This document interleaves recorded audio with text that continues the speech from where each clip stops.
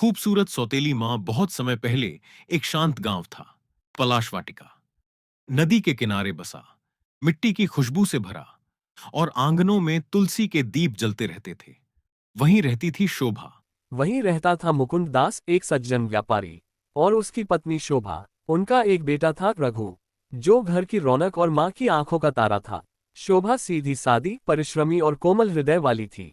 मुकुंद दास अक्सर व्यापार के लिए बाहर रहते और शोभा अकेले ही घर और बेटे की परवरिश करती। पर किस्मत ने ज्यादा साथ न दिया।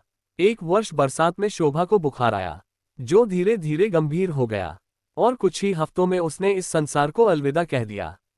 रघु तब केवल 8 साल का था। घर सूना हो गया, मुकुंद दास का मन भी बिखर गया। पर बेटे के लिए उन्हें जीवन चलाना ही था। कई महीने बीत गए। गांव की स्त्रियां बोलीं, मुकुंद जी छोटा बच्चा है, घर संभालने वाली स्त्री की जरूरत है।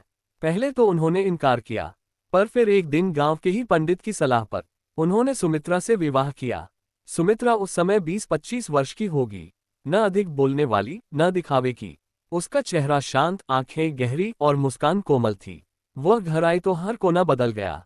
रसोई में सुवास भर गई, आंगन में तुलसी लगाए और छोटे रघु के लिए रोज कुछ मीठा बनाती। पर रघु का दिल सख्त था।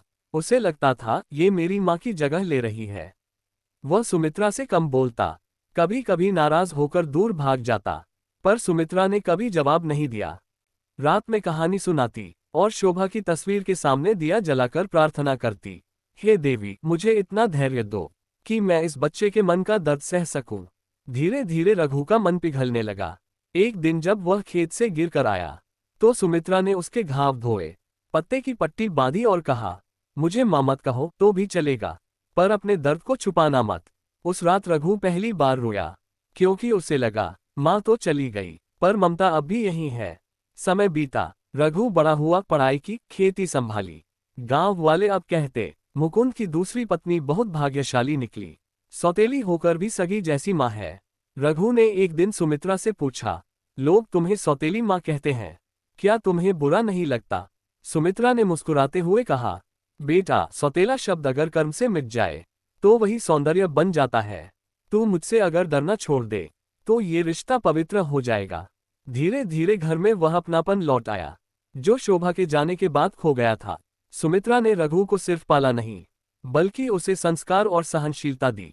वर्षों बाद जब रघु की शादी हुई, तो उसने पत्नी से कहा, मेरी माँ दो हैं, एक जिसने मुझे जन्म दिया और एक जिसने मुझे ममता सिखाई।